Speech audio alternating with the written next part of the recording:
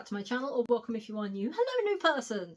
I talk about books and writing, particularly romance, but before we get into this video, bit of housekeeping, because obviously, as you can tell from the title, I am going to be talking about mental illness. Now, I'm going to be touching on PTSD, anxiety, maybe a little bit of depression, because those three love to play together.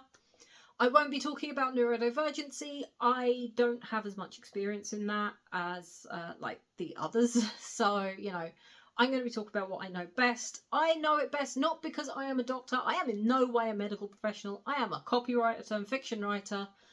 But I was in and out of the mental health services between the ages of 18 and 31. So I kind of know what I'm talking about a bit, purely from a lot of lived experience.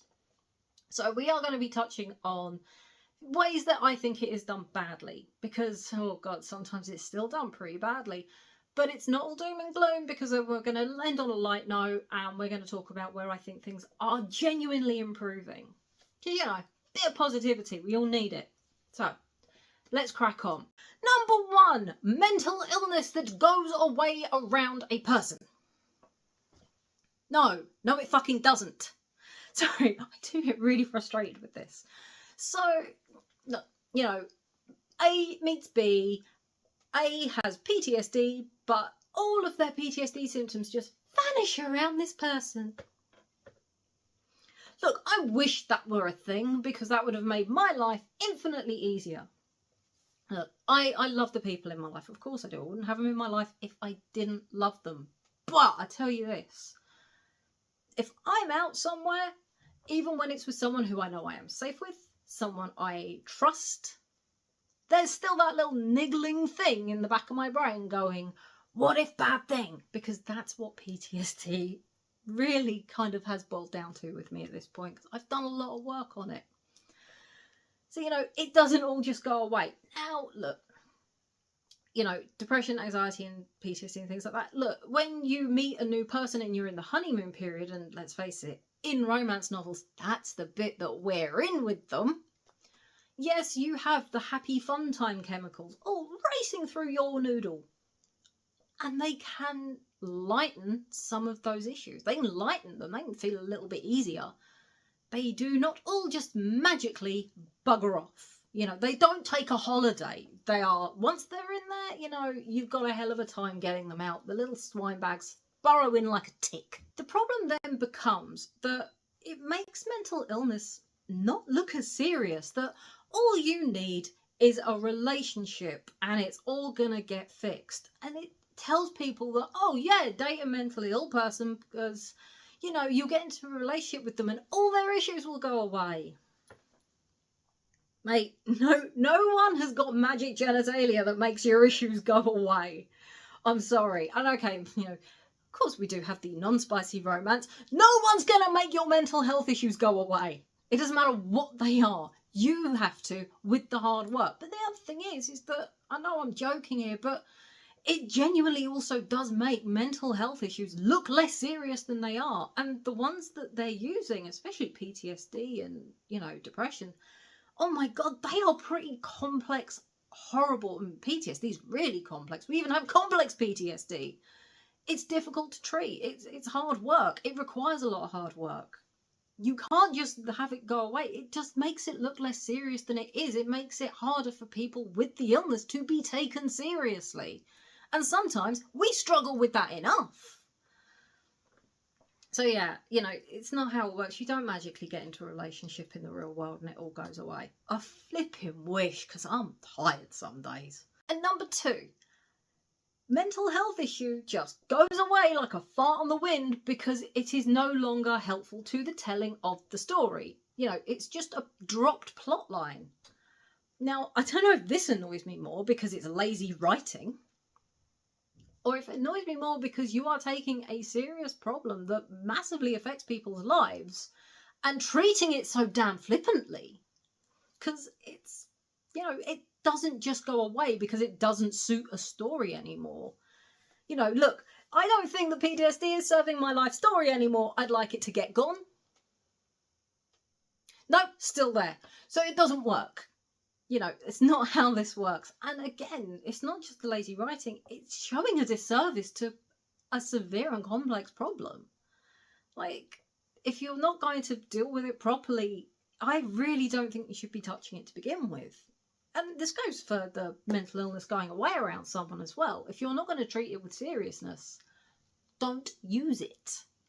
I personally don't put mental illness into my writing, certainly in no direct way. It's probably like coded, if anything, because you write what you know and these things slip in.